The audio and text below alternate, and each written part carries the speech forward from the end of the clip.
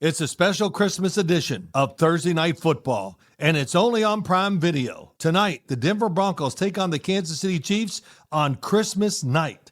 Cap off your holiday with an old-school rivalry. Coverage begins at 7:30 p.m. Eastern with football's best party, T&F Tonight, presented by Verizon. Not a Prime member? Not a problem. Simply sign up for a 30-day free trial. It's the Broncos and Chiefs tonight at 7:30 p.m. Eastern, only on Prime Video. Restrictions apply. See Amazon.com/Amazon Prime for details. College football never stops. When college football news breaks, it breaks on On3. From the transfer portal to the playoff race to coaching changes, the sport is moving every single day. That's why college football fans turn to On3, a trusted authority with real reporters and real communities built around the teams you care about. Find all of your favorite teams and join the community. Get the full picture at on3.com. That's ON and the number 3.com. Happy holidays. Want to give your host a gift? Consider subscribing, rating, and reviewing the show this holiday season. It really helps the show grow. From all of us at Believe, have a Merry Christmas, everyone, and a happy holiday. Hello, and welcome to Around the Political World with John Ruffman. I am your host, John Ruffman. If you're a fan of the show, make sure to hit the follow button on the top right of Apple Podcasts, Spotify, or wherever you are listening at this very moment. When you hit follow, leave a review or share an episode with a friend. It helps other people discover the show, keeps us going, as I like to point out, each and every day, it expands our base. Well, the first thing I have to do is to wish you all a very Merry Christmas Eve on the verge of happening. That's right, just a few hours, Santa Claus will take off on his journey around the world. In fact, I just listened to the report from NORAD, which says that Santa Claus has actually already left to begin that journey, and it's going to be a big one this year. So I hope for those of you who observe Christmas, it's a very merry one, and that your Christmas Eve is splendid. I want to speak to you directly this morning about very good news. And when I say very good news, I mean it.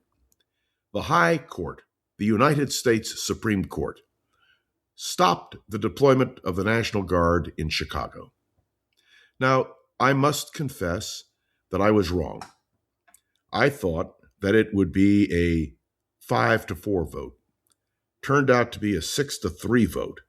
And the reason is because, well, of course, the three justices, Samuel Alito, Clarence Thomas, and Neil Gorsuch, voted the way we knew they would, which upsets me, but same thing could be said about the liberals. There is a block system now on the Supreme Court. But let's point out that the surprise was Brett Kavanaugh. Justice Kavanaugh said he agreed with the decision to keep the Chicago deployment blocked. Now, he did add that he would have left the president more latitude to deploy troops in possible future scenarios. I don't object to that. If there were a national emergency, it ought to happen. But do you understand that all the times I've suggested that we should watch carefully the Chief Justice, John Roberts, that we should watch very carefully to see what Amy Coney Barrett would do? Well, it turns out they were joined by Brett Kavanaugh. And this, to me, is a significant moment. It is a defeat for the president's policies when it comes to deployment of National Guard. How will this apply to other cities? I can't tell you. But remember this, the administration had initially sought an order to allow the deployment of troops from Illinois and Texas. But do you remember the Texas contingent of about 200 National Guard troops was later sent home from Chicago? There are objections to what the president is doing. And this is vital because there are real questions that are coming before the court, or maybe have come before the court already and we haven't heard about. The tariff decision. What happens if the Supreme Court rules, as I believe they should, that the president does not have the right to impose tariffs? If that happens, the foundation of the president's entire policy folds. This is something that we need to understand, that the balance of powers seems to be working, and 3 cheers for a Supreme Court, divided though it may be. The outcome is, without a doubt, a rare Supreme Court setback for Donald Trump. Will there be others? It is important to note that the governor of Illinois, J.D. Pritzker, who is a Democrat, J.D. Pritzker is a Democrat, talked about as a candidate for president in the next election, applauded the decision and said this: American cities, suburbs, and communities should not have to be faced with a federal government, masked federal agents asking for their papers. And he goes on to applaud what the Supreme Court has done. And this is an important moment. So let's be clear. There will be many more Supreme Court decisions, and we'll be watching them all. But now we know that the Supreme Court has stopped something that Donald Trump viewed as central to his policy. And this may be the first of many such actions. So we're going to watch carefully. There is a second major story. The president warning President Maduro that he better not try to play tough. In other words, a threat against the president of Venezuela. We are still there. We are still going after ships. We are still threatening action on the ground. And everyone should understand the danger involved in a president acting, frankly, out of malice. Donald Trump doesn't like President Maduro, and that seems to be the real goal. He's not really stopping drugs. You all know that. I know that. But this is a question now of power. And let's talk about the Epstein case. The new release of files has raised tremendous concerns. The Justice Department released a whole bunch of files related to Jeffrey Epstein, but many of them are redacted to the point that you couldn't figure out what the heck they were talking about. And the Department of Justice is defending the redactions. But the people in Congress who are responsible for the law, which was adopted unanimously in the Senate and with only one dissenter in the House, they are raising questions. Is this right?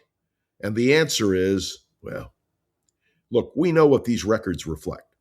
They reflect that Donald Trump traveled on Epstein's private jet many more times than previously had been reported. We know that he traveled with younger women, no question about it. And we know that there is now an email that was sent from Trump and Epstein describing how they were the only 2 passengers on one flight in 1993, which included a young woman. We also know now that there is a letter that was sent, handwritten, from Jeffrey Epstein to Dr. Nasser, and in which there is direct reference to Donald Trump. This is really something, and it shows that we are now facing a real cover-up. And make no mistake, having lived through Nixon and the Watergate case, let me tell you something. When you have whole reams of documents that are redacted and no way of knowing why there is a redaction, let me tell you something. There becomes a real concern. I want to talk about another issue, which it seems to me we need to understand. The 60 Minutes segment aired in Canada. The reason is because it turns out 60 Minutes sends out these materials earlier, and the decision by Barry Weiss, who runs CBS News, didn't come until after that segment was already sent out. So I've watched it, and I don't see any problem with airing it.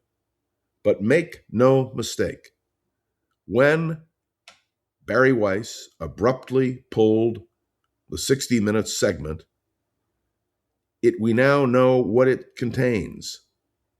And, well, We note the segment featured interviews with migrants who were sent to notorious El Salvador prison called the Terrorism Confinement Center. And President Donald Trump, well, again, an example of the administration not wanting information to get out. Yesterday, I spoke with great directness about the war against the media by Donald Trump. And this applies to so many different levels. But this, my friends, is a matter which concerns me greatly, and I want to make it crystal clear. When we have restrictions on news, it makes it a lot harder for all of us to understand what is going on. There is another story, particularly on this Christmas Eve, which we should again delve into. And that is what is happening in Ukraine. The decision by the Russians to attack the infrastructure of Ukraine, the decision by the Russians to, well, create havoc as this winter descends, is dangerous to all. My question is this: where is the world? And you must know that the drones that are hitting in Kiev are a disaster. These are major offensive actions. And yet, there seems to be a deafening silence in the world. I raise this because I think the crime of silence in the face of injustice is a terrible thing. And that's what we are seeing now. I want to also remind you that this is a season of celebration, theoretically, of peace on earth and goodwill to all. Please notice I didn't say all men, because one of the things which we are learning in this administration is that women are a target. The fact is that women in this country face tremendous restrictions, and particularly when it comes to the issue of a woman's right to choose. It was the president's belief, and he put people on the court who would affirm that belief, that the decision about a woman's right to choose should be left in the hands of the states. It was a 5-4 decision. Let me point out to you that the minute you allow states to make those kinds of decisions, well, my mind immediately flashes back to the question of integration. Had those issues been states' rights, Alabama, Mississippi, and other hardline southern states would never have integrated. Brown versus the Board of Education was a decision which was accepted and properly so. And now we will see whether or not the Trump administration will accept decisions with which they disagree. One of the things which concerns me is the indication by people in the White House that they are not bound by decisions of the Supreme Court. And this goes back, my friends, to the whole question of separation of powers. We have a system which allows for co-equal branches of government. And even when we disagree with particular decisions of the Supreme Court, and believe me, I have disagreements with many decisions of the court, we go along because that is what holds our nation together. In this month of December, in the year 2000, we had the great debate over who was president, who would be president, Bush or Gore. And on a 5-4 decision, the Supreme Court decided not to continue the recount, and George W. Bush became president. We didn't necessarily all agree with the decision, but I refer you again to Al Gore's very eloquent statement. Even though he disagreed with the Supreme Court decision, he decided to go along with it. And let me tell you, a potential civil war was averted. But the implications of who is president and what the Supreme Court does become clearer and more apparent each and every day. Let's be clear. There are going to be major issues which the Supreme Court is going to confront, including the matter of tariffs. When you have a bedrock administration policy implemented by the administration, and if the court contradicts that policy, well, you could theoretically have a constitutional crisis. I've covered a lot this morning, and of course, I will not be here tomorrow. I'm going to give you and myself Christmas Day off. But it doesn't mean the news is not going to continue to flow. And that means that when we return to this podcast on Friday morning, there will be a lot to summarize. We must keep our eyes open. We must continue to receive news. We must understand that this administration's war against the media is a disaster for all of us. And most important of all, it is our job, your job, and my job to stay on top of these issues and make sure we report them thoroughly. That is my pledge to you. On this podcast, Around the Political World with John Rothman, we are going to continue to monitor, to discuss, and to do everything we can to keep all of us informed. There will be good news and there will be bad news, but the one thing you can count on from Around the Political World with John Rothman is my candid and frank comments. You may agree, you may disagree, but I hope you will listen, and I hope you will have this discussion, these debates, wherever you go, because that's what makes America strong. Thanks for tuning in to another episode of Around the Political World with John Rothman. I'd love to hear your thoughts on today's episode. You can write a review on Apple Podcasts, drop a comment on YouTube or Spotify, and click any of the links to the show notes to connect with me on social media. You can also, of course, do the most important thing of all. Share an episode with a friend or colleague so we can continue to grow and expand. That's what we want to do. And, well, as you can see, there's a lot to talk about. This show has been getting so much positive attention that we are excited to be able to bring advertising support to the podcast at the beginning and at the end. This will help us to create more opportunities for Around the Political World with John Rothman, and we're happy to share that information with you. I especially want to extend my gratitude to Gogo Soger, the wonderful producer of this podcast. Each and every day, Gogo does her job and does it well. So Gogo, thank you, and may you have a very happy holiday with you and your family. And to all of you, have a wonderful Christmas Eve. And Christmas Day, of course. And I'll be back on Friday with so much to talk about. My goodness, how are we going to fit it all in? This is John Rothman. You are listening to Around the Political World with John Rothman, and I look forward to seeing you on Friday. Have a great holiday. College football never stops. When college football news breaks, it breaks on On3. From the transfer portal to the playoff race to coaching changes, the sport is moving every single day. That's why college football fans turn to On3, a trusted authority with real reporters and real communities built around the teams you care about. Find all of your favorite teams and join the community. Get the full picture at on3.com. That's ON and the number 3.com. Happy holidays. Want to give your host a gift? Consider subscribing, rating, and reviewing the show this holiday season. It really helps the show grow. From all of us at Believe, have a Merry Christmas, everyone, and a happy holiday. If you like the show, please take a moment to rate, review, and subscribe. It really does help the show to grow. Thank you for listening.